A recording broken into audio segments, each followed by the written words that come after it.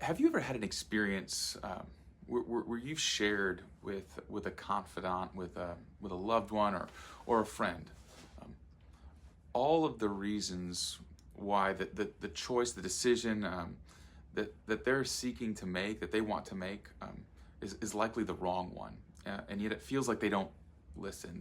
They simply press forward with whatever the decision is, as though it's already been made.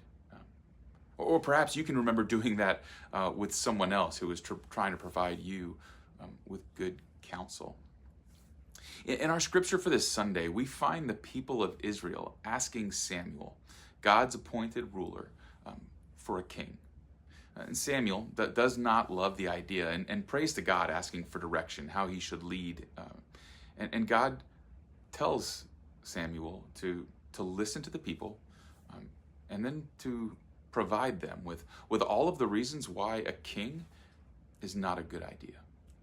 And that's what Samuel does. Samuel lays out for the Israelites all of the reasons why having a king is not going to serve them well. Samuel lays out for them what it will mean for them in their everyday lives to have a king. And he says that a king is going to require that they give up their sons and daughters to serve the kingdom in numerous ways. A king, he says, is going to require that they give up their children to serve in the military and in the king's court. A king will require that they give a tenth of all that they have. A king will require that they give up their crops, their animals, all of the fruits of their labors to support the kingdom. And after Samuel finishes giving this list, the writer of 1 Samuel doesn't record any response by the Israelites other than that they say, "We still want a king." In your prayer life, when have you ever had a conversation with God like that, where you've asked for God for one thing, and God has pretty clearly shut those doors, closed those windows, and made it clear that your will is not God's will, and yet you've pushed forward anyway?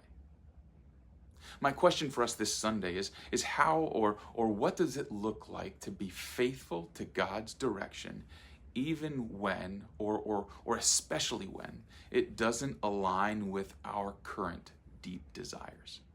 How do we and how can we learn to know and follow God's direction, even when it doesn't align with our wishes?